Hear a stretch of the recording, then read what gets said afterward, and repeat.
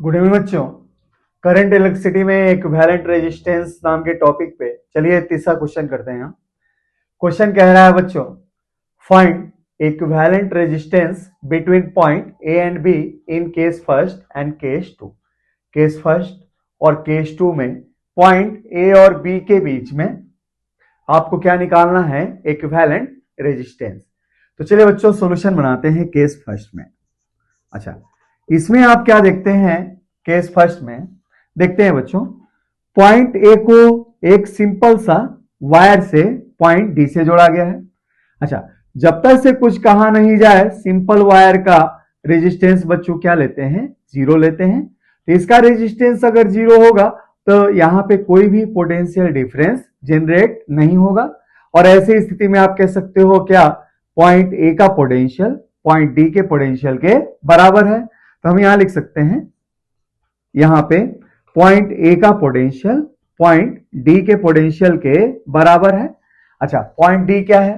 तो point D इस 20 kilo ohm और इस 20 किलो ओम के बीच में कॉमन पॉइंट है। तो आप कह सकते हो क्या कि पॉइंट डी इसके इस रेजिस्टेंस का भी एक टर्मिनल है और पॉइंट डी इस रेजिस्टेंस का भी एक टर्मिनल है और साथ में यही टर्मिनल इस रेजिस्टेंस के एक टर्मिनल से जुड़ा हुआ है। तो आप कह सकते हो बच्चों क्या, ये जो पहला रेजिस्टेंस है, ये जो दूसरा रेजिस्टेंस है और ये जो तीसरा रेजिस्टेंस है, तीनों ही रेजिस्टेंस के एक टर्मिनल एक ही पोटेंशियल पे हैं। तो आप लिख सकते हो VA equal to VD equal to VD, जहां पे एक VD एक सेकेंड नंबर 20 किलो ओम के रेजिस्टेंस का एक टर्मिनल है और VD क्या है बच्चों? थर्ड नंबर रेजिस्टेंस का एक टर्मिनल है ना। तो ऐसी स्थिति में तीनों ही रेजिस्टेंस के एक टर्मिनल एक पोटेंशियल पे आ गए। अच्छा, सिमिलरली यहां पे क्या है आपके पास बच्चों? यहां पे आपके पास है क्या? पॉइंट सी का पोटेंशियल पॉइंट बी के पोटेंशियल के बराबर है, VB इक्वल टू VC। लेकिन C क्या है बच्चों? कॉमन है 1 और 2 के बीच में, इसलिए हम यहां VC 2 से दे सकते हैं। तो एक C किसके लिए बच्चों? फर्स्ट के लिए, है ना। और एक VC किसके लिए बच्चों? यह हमारे पास सेकेंड के लिए।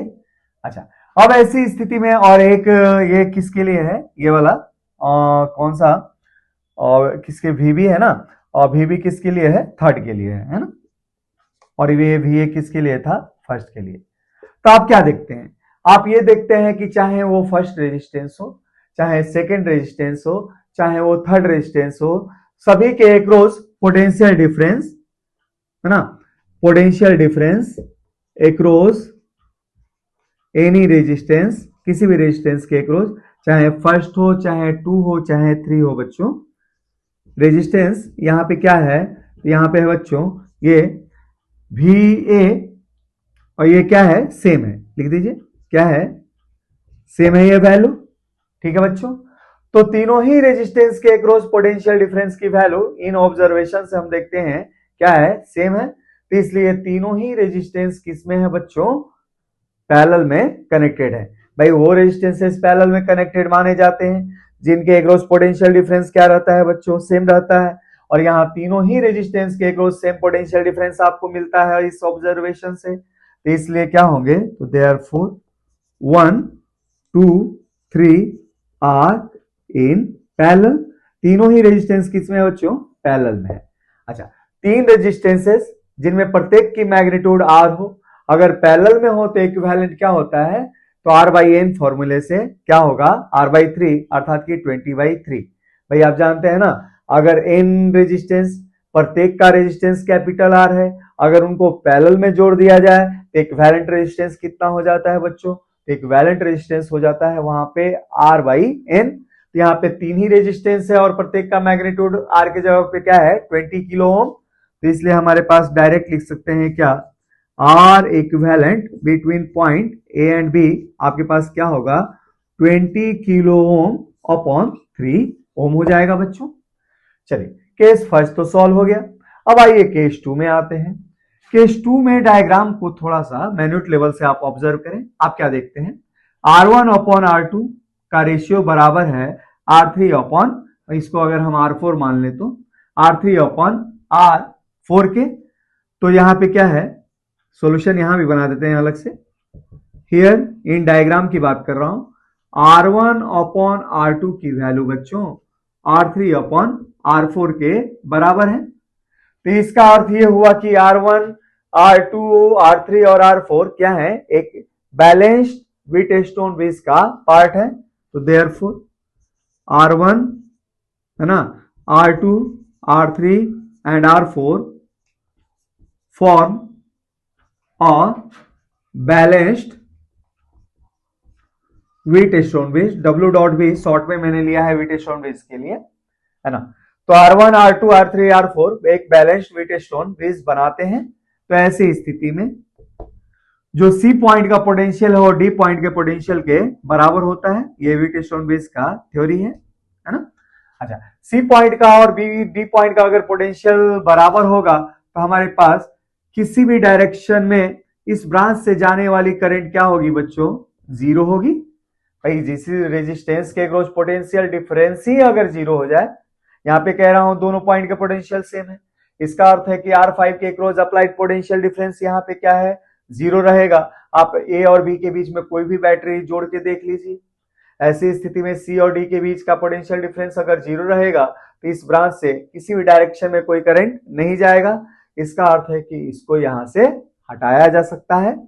तो therefore R5 can be removed, है ना। R5 को सर्किट से हम हटा सकते हैं। अच्छा, R5 को जब सर्किट से हटाया बच्चों हम लोगों ने, तो हमारे पास सर्किट डायग्राम कैसे मिला, तो हमारे पास ये मिला बच्चों।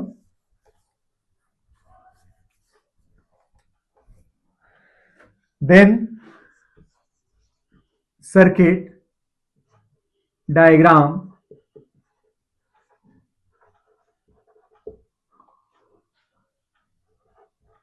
विल बी गिवन बाई, कैसे दिया जाएगा, ऐसे दिया जाएगा। कैसे दिया जाएगा बच्चों, तो ये आपके पास 20 किलो ओम है, ठीक है। अच्छा, ये क्या है बच्चों, और यहां से ये 20 किलो ओम था, ठीक है। और इसको तो हटा दिया ना मैंने, फिर आगे गया, ये क्या है 20 किलो ओम है, ठीक है।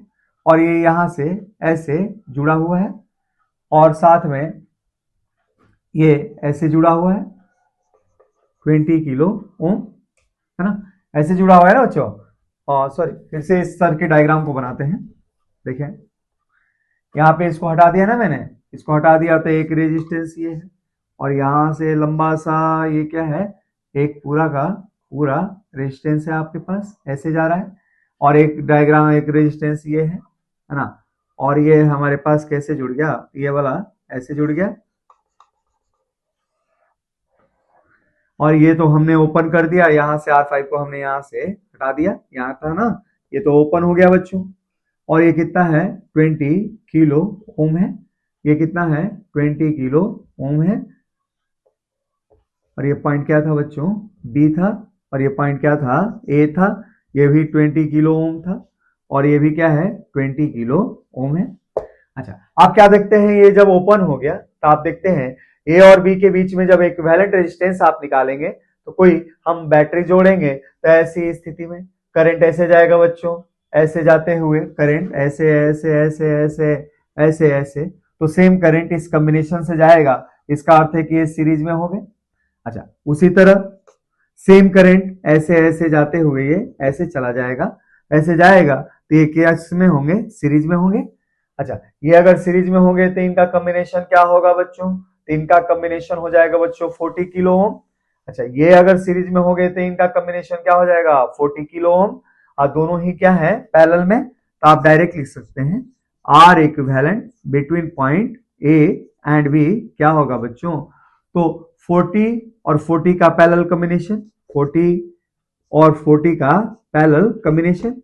जो दो सिमिलर रेजिस्टेंसेस अगर पैरेलल में हो तो इक्विवेलेंट क्या होगा R/2 से, तो ये हो जाएगा 40/2 दैट इज 20 किलो ओम। तो ऐसी स्थिति में बच्चों केस 2 में पॉइंट ए और बी के बीच में इक्विवेलेंट जो रेजिस्टेंस आएगा वो कितना आ जाएगा आपके पास 20 किलो ओम। फिर से कैलकुलेशन देख लें, 20-20 सीरीज में है तो 40 हो गया, 20-20 सीरीज में है तो 40 हो गया। अब 40-40 पैरेलल में है तो क्या इतना हो जाएगा आपके पास 40/2 20 किलो ओम। तो चलिए बच्चों इक्विवेलेंट रेजिस्टेंस पे और क्वेश्चन हम करते हैं।